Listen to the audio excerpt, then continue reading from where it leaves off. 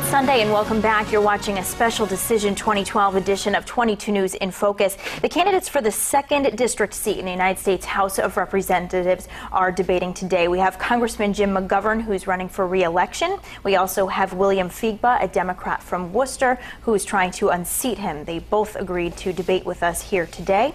When we left off, Congressman McGovern asked a question. Mr. Feegbeh, it is now your question. Yeah, Mr. Congressman, I would like to know, when you go back to Washington, D.C., what are you going to do about jobs in the district? Because people in the district do not have no job. Well, Mr. Feegbeh, if you looked at my record and looked at some of the economic development initiatives in, let's say, the Worcester area, which I've represented for some time, you would see that I'm focused on jobs. I've helped build collaborations with colleges and universities to build this Gateway Park project in Worcester, which is the kind of a home of biomedical research, bioengineering, and medical devices.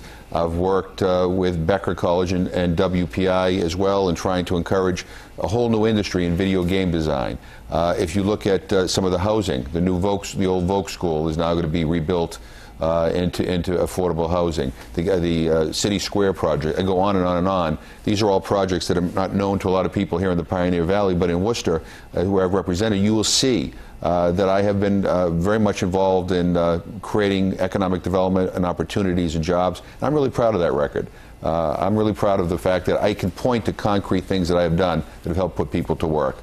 Mr. Feegbeh, your rebuttal. Yeah, I understand what you're saying, even though you said you did a lot of development on about job and all this stuff. But I've been going through the district where you've been there for almost 1 decade, less than 19 years. People I see up there talking about, you say, sometimes some of them don't even get a job. You know, some people I see unemployed. And, you know, and sometimes some people get frustrated, you know. So if I become United States Congress, I will make sure those people will have a job. Congressman, it's your question. You know, our country is faced with a serious problem, debt problem, and one of the reasons why we're so much in debt is because we've fought 2 wars that are not paid for. They've added trillions to our debt, and these Bush tax cuts, primarily benefiting the very wealthy in this country. I think we need to get the debt under control. I think we need to get under control by creating jobs, putting people back to work. And also, I think one of the things that's this is your question? Yeah, a responsible thing to do is to not extend the Bush tax cuts for the wealthy. I wonder whether you would agree with me. Extend them for the middle class, but not for the wealthy. Yes, I do agree with that, to extend the Bush tax cut to the wealthy, but not to the middle class. Because what will happen here, because the middle class, before the middle class people pay taxes and the wealthy pay less and the middle class pay more. But at this time, if President Obama and Joe Biden extending the tax cut, they might extend it to the wealthy, but not the middle class. Well, I've been proud to stand with President Obama and Vice President Biden in saying that we will protect the tax cuts for the middle income in this country. But we will let the Bush tax cuts for the very wealthy expire so we can start paying down the debt. Donald Trump can afford to pay a little bit more to help get our economic house in order. So I think we agree on that. Okay, and we have reached the part of this debate where we hear our closing arguments, and as determined by a drawing, Mr. Feegbeh will have his closing statement first. Each candidate has 1 minute. Mr. Feegbeh.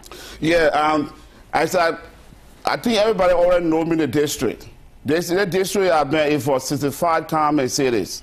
And I've been in the district, and I'll ask everybody in the district to please come to September 6th to vote for me. Because you already know me, and I've been to many of your houses, and I spoke to you. I need your support. This congressman has been here for so many long time, and now you're trying to go back to Washington, D.C. If you do allow him to go back to Washington, D.C., you will still have the same old story over and over. So I'm asking you all to please change your mind and go with me. I can go to Washington, D.C. I will help you all. Congressman, for closing. Well, thank you very much, and thanks for this opportunity. Let me begin by saying that I'm really proud of my record. I'm proud of what I stand for.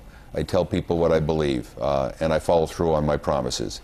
And I have loved every minute of visiting the new cities and towns in the 2nd Congressional District.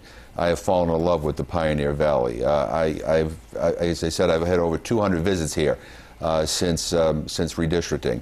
And there are some of the most beautiful places, not only in Massachusetts, but in the country, are right here in this district. And it would be a real privilege for me to be able to represent you in the United States Congress. I will say this, if I get to go back to Washington, I will fight with all my might for more investments in jobs. I want to fight to protect and expand agriculture. I'm a passionate environmentalist. I'm very much dedicated to education. And I want comprehensive campaign finance reform to get the money out of politics. So I respectfully ask for your vote on Thursday, September 6th. The Democratic primary. Thank you very much. Okay, gentlemen, thank you both. And that concludes our debate for the 2nd District seat in the United States House of Representatives. I want to thank Congressman Jim McGovern and William Feegbeh for joining us today. Both are on the ballot in the primary on Thursday, September 6th. We want to thank everyone at home for joining us for this very special Decision 2012 edition of 22 News in Focus. Join us again next week. We hope you have a wonderful Sunday.